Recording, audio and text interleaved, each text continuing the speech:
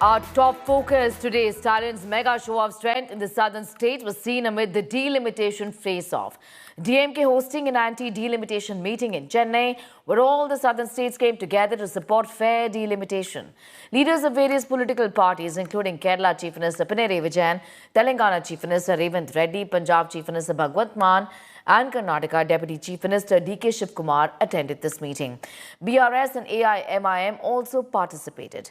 RSS has now fired a fresh attack at the opposition, calling the delimitation debate politically motivated, claiming that the bill has not been passed yet, but the opposition is trying to create nuisance. Meanwhile, BJP Tamil Nadu Chief Annamalai has called for a black flag protest against the event, labeling it as a political stunt. BJP slammed the opposition, accusing them of misleading the people of the country on delimitation. Puar Gandhi, spokesperson of the DMK, is joining us, and Shatabhishish Shivanna, Congress spokesperson, is also with us. Raghav Avasthi, political analyst, advocate, also joining us this evening. I'm going to thank you all for your time here. I want to begin by asking Puar Gandhi here first. You know, the fact that the BJP and the centre have reached out not just to the DMK but to all other southern states, saying that there is nothing to be worried about. Once the exercise is carried out, the southern states will be getting their fair share in terms of the number of seats, and they will not be shortchanged. What is it that you expect from this centre? How can this exercise not be then carried out? See, first of all, they're not saying what is the fair chance or what is the fair representation which will be given to the southern states. Because if we see the history, if we see the past history, there are three concerns which we have mainly. One is the constitutional mandate, and the other is the logistical preparation, and the third one is the political declaration. As far as the constitutional mandate is concerned, Article 82 empowers the Union Parliament to go for delimitation on the basis of census, which is suspended in the year 1976 by Srimati Indira Gandhi and later by Vajpayee. But this suspension ceased in the year 2026. So that is a constitutional issue which we are facing. Point number one.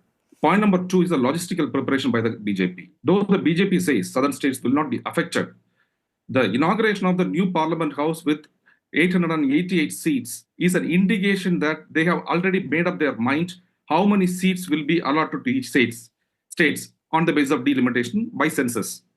Point number three, when Sri Amit Shah visited Tamil Nadu, made an open declaration in Coimbatore that delimitation will be on the basis of pro rata.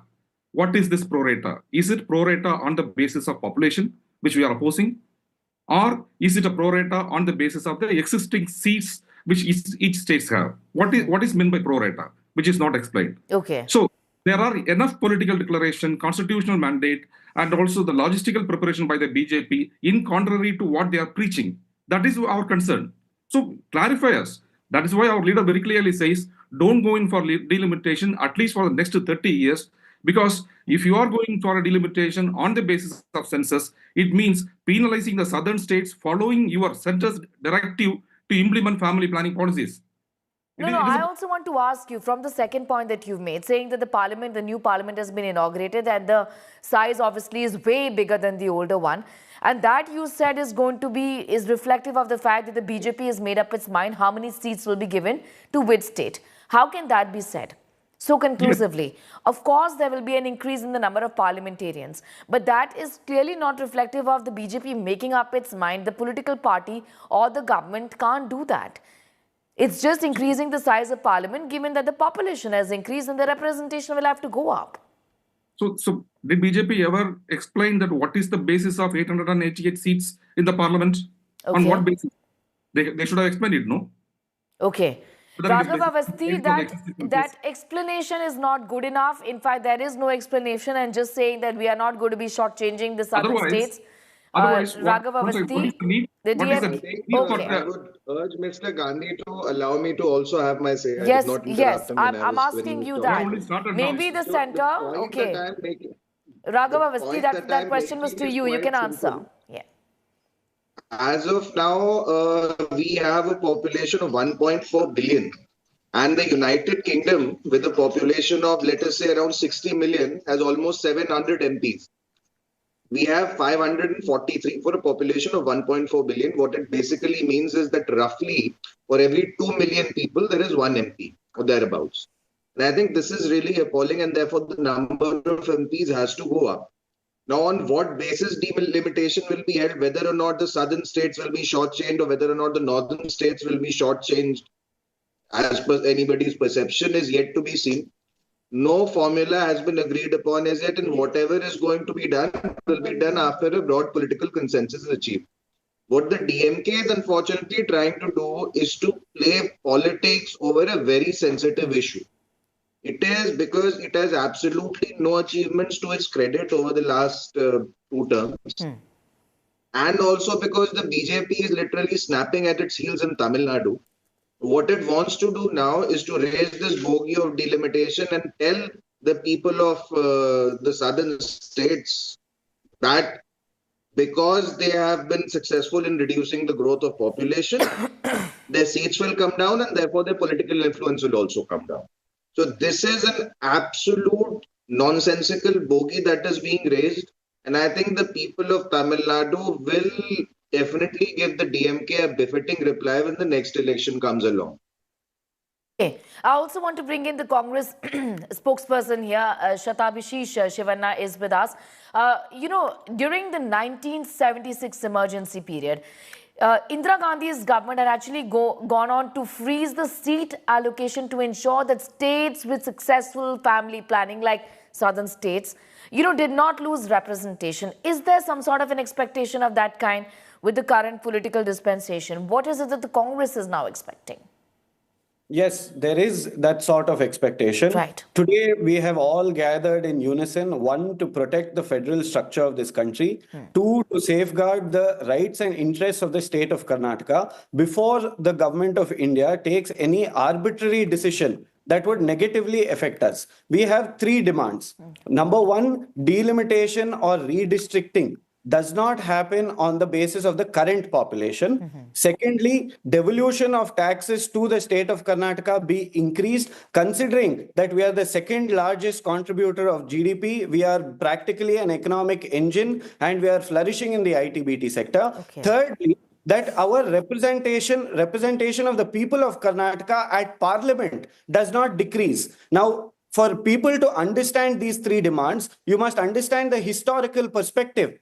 Population explosion in 1950-1960 had negatively affected the development of the country. It had led to poverty and unemployment, etc. Now the government of India then, they introduced policies such as Hum Do Hamare Do, Hum Do Hamare Ek and whatnot. And now some states adopted and implemented these policies in line with the national ambition, in line with national interest, and controlled the population. But however, some states did not do this. This led to the disparity. And you must also remember that delimitation was traditionally being taken place on the basis of the population census that was conducted every 10 years. Right. States that have controlled their population in line with the national interest naturally had a grievance that they would be underrepresented at parliament.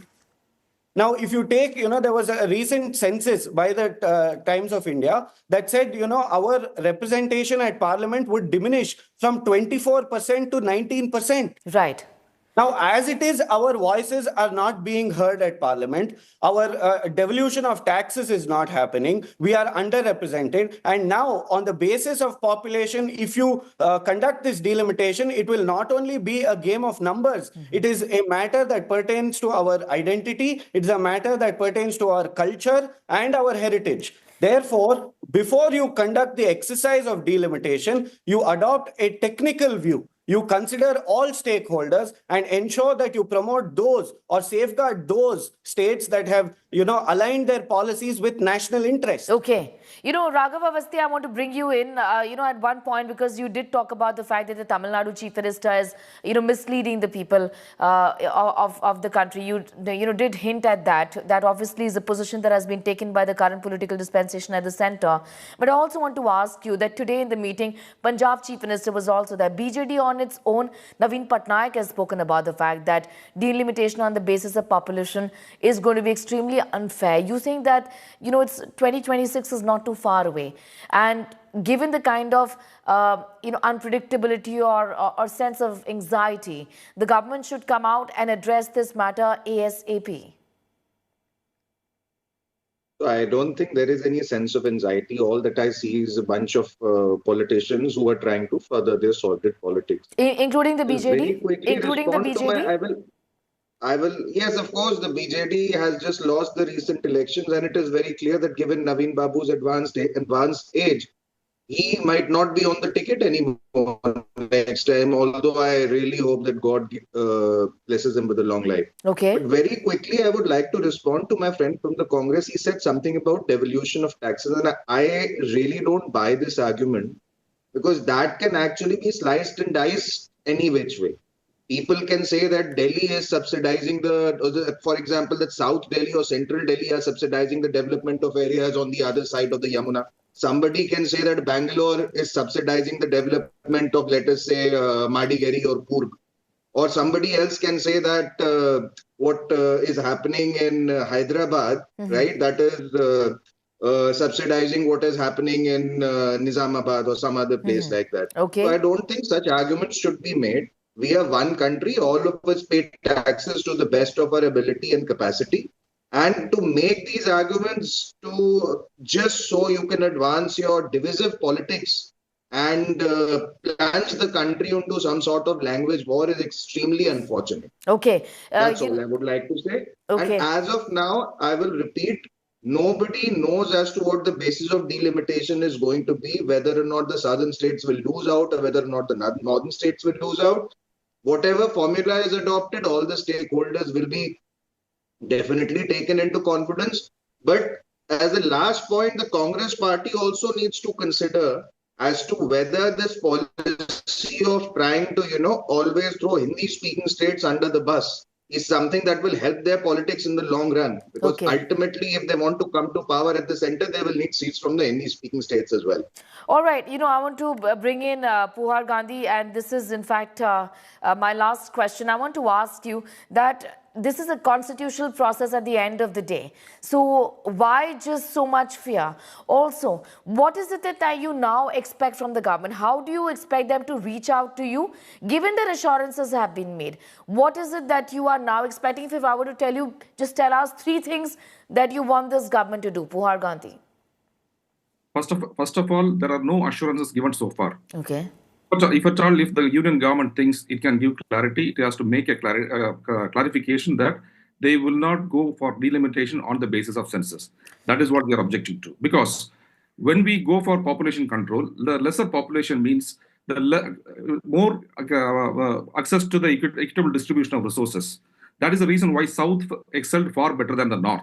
Okay. If that is the case, more taxes are being paid by the southern states, and if more representation is coming from the northern states, that is what Britishers did. Britishers collected tax from India, whereas they ruled the rulers are from the Britain. Okay. This is nothing organization of South by the North. Okay. So the union government has to, if there is any concern for the states, the government has to come up with a clarification saying that we will not go by census, we will consult, and then we will take a decision. Okay, okay. If they tell that very clearly, what is the issue? They are not telling that.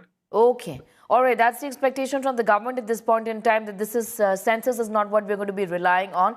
The government has, in fact, spoken about the fact that southern states or any other state with lesser population in that sense is not going to be penalized, is not going to be punished for keeping the population under control, but that is not good enough. The government has also said that this is a constitutional exercise and a constitutional process, and that all stakeholders will be taken into consideration, their thoughts and their views. But DMK and others say that we need a clarification that census is not going to be the basis. I'm going to thank all of you for connecting with us and for sharing your perspective with us on that very important story that we are tracking. That also brings us to the end of this edition.